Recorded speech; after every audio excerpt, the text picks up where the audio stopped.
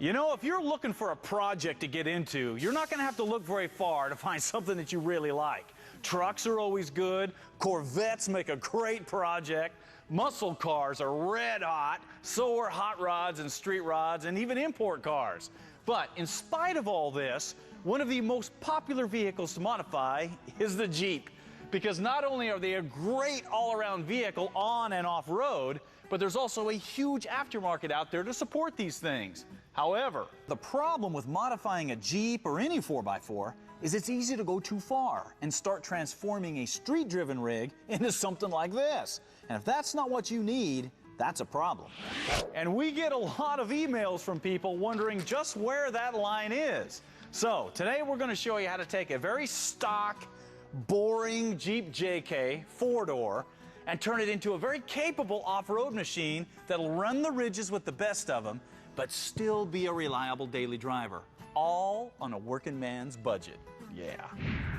Okay, the first thing that you're going to want to do on a project like this, other than change the color, is get a bigger tire on here and a better suspension system, because those are the two areas that's really going to limit a stock vehicle when you go out on the trail. So we went to Rusty's Off-Road and got a 3.5-inch lift kit for this vehicle, because that's a perfect combination for a dual-purpose vehicle. Let's take a look at it. Now, as you can see, this is a fairly simple kit. It starts off with a couple of heavy-duty adjustable track bars, one for the front, one for the rear, to hold your axles in place. Then you've got longer brake hoses so nothing gets in a bind on you.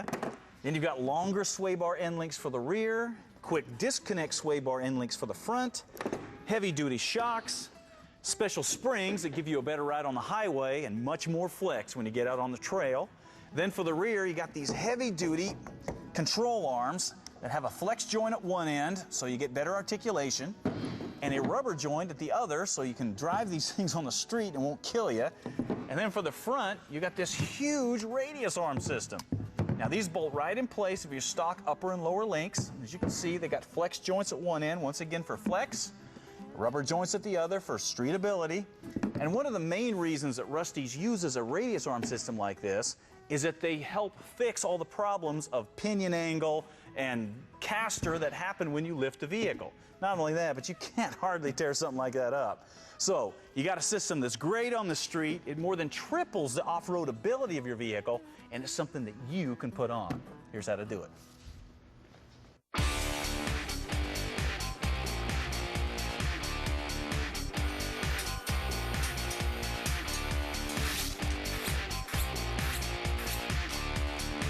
With the rig up in the air and the wheels off, remove the shocks,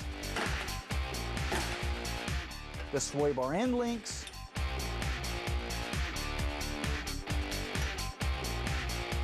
the track bar,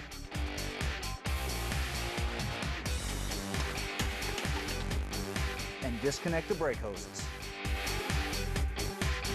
Next, lower the axle and pull out the coil springs,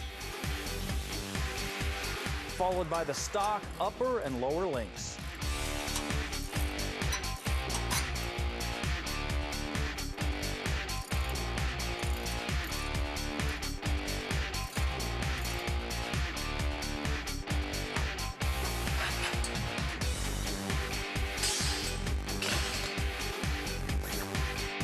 At this point, we're ready for the new stuff. And we're going to start by bolting in the new radius arms. And notice how the upper link mounts to the lower link instead of the frame. This results in an easy-to-adjust, heavy-duty one-piece unit. With the radius arms in place, the new coil springs will just slide into the stock location.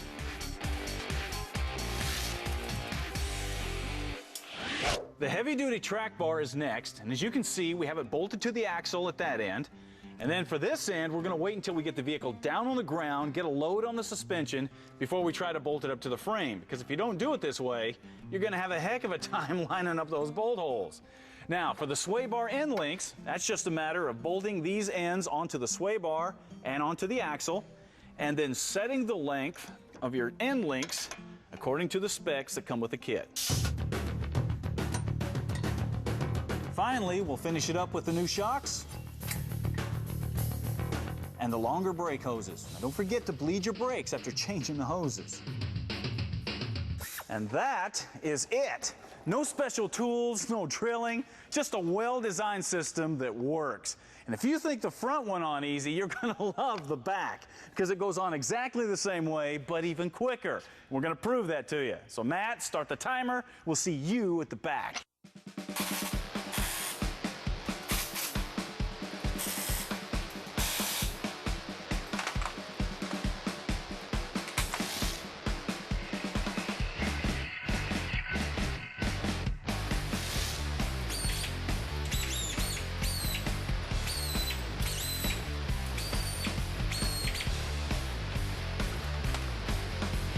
Just like the front, you've got to take off the shocks, the end links,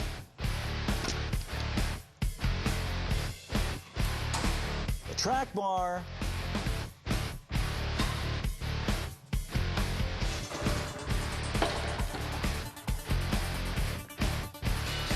followed by the coil springs and the lower links.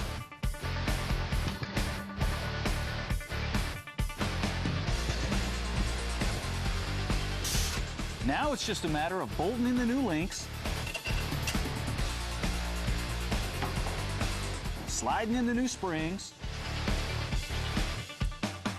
installing the longer sway bar end links, and then finishing up with the track bar, the shocks, and the brake hoses. And that's it. We are done. Now, obviously, it's going to take you a little bit longer than this, but this is something that you can actually do in your garage over the weekend because there's no dropping down the gas tank, no drilling holes, no lowering the transfer case, none of that stuff.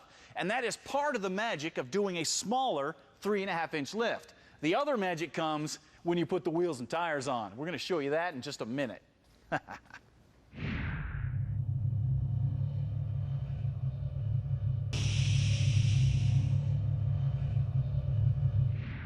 Hey, welcome back to Gears and the Ridge Runner Project. Now, what we're doing with this JK is showing you some of the stuff that you can do to increase the off-road capabilities of your rig without losing the on-road drivability of it. Now, as you can see, we've already got a 3.5-inch lift on here from Rusty's Off-Road. Now it's time to put on tires.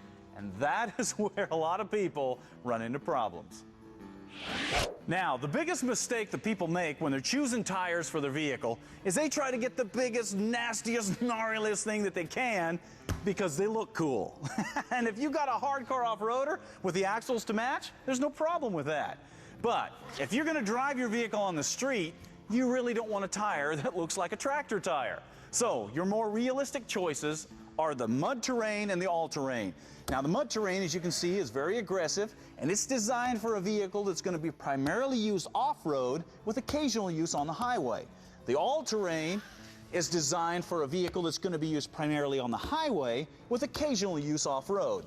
Now, since this Jeep is very similar to what most of you guys have, it's going to be used as a daily driver with occasional off-roading on the weekends. We're going to use these Mickey Thompson ATZ radials. The Baja ATZ is an all-terrain tire, and as you can see, it's got big, heavy-duty lugs to give you great traction in sand and rain and mud and snow, but they're also close enough together and spaced in such a way to give you a nice smooth ride on the highway with very little noise. Now, the size that we're using is a 35 by 1250, and the rims that we're putting them on are the legendary Mickey Thompson Classic 2s because they'll handle extreme off-road use and they'll look fantastic driving down the street. And there you have it. Not too high, not too low, and for most off-road enthusiasts, it's just right and a great all-around vehicle. But it still has limitations. So now that we have the suspension and wheels done, now what? Lockers, axles, gearing, what? Well, those are all great, but before you go there, one of the wisest investments you can make on an off-road rig is heavy-duty bumpers and a winch. Because these are tools that you can use all the time, pushing and pulling and dragging things, whether you're four-wheeling or not. Now, the first thing, of course, are these old stock bumpers, because these things will fold up like a napkin if we ever hit a stump or anything with them. So we're going to get these out of the way, make room for something good.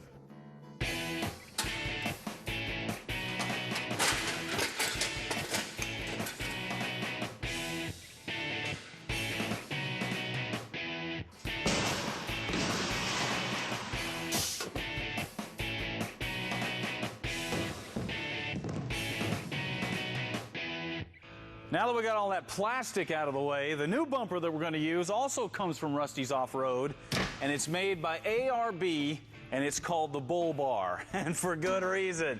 This is made out of 1/8" steel, and it is tough enough to handle whatever you're going to throw at it. Now, as you can see, this thing is all smoothed down and powder coated for a nice look.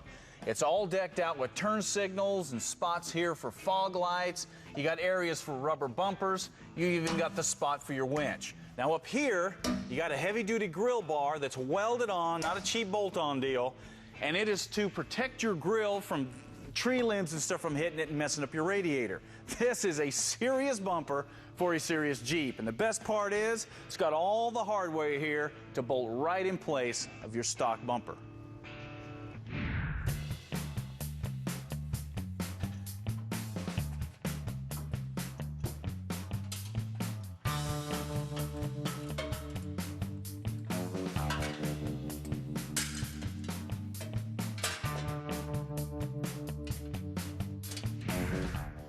Now, the matching ARB rear bumper is just like the front in the fact that it's all smoothed down and powder coated, so it's going to look great on that Jeep. But if you roll this thing over, you're going to see it's made out of the same heavy-duty steel as the front. Got heavy supports for the frame and all the way out here into these corners. So this thing will handle whatever you may back into or whatever may rear end you. The best part is, it bolts on just like the front. Oh, yeah, that's a bumper now.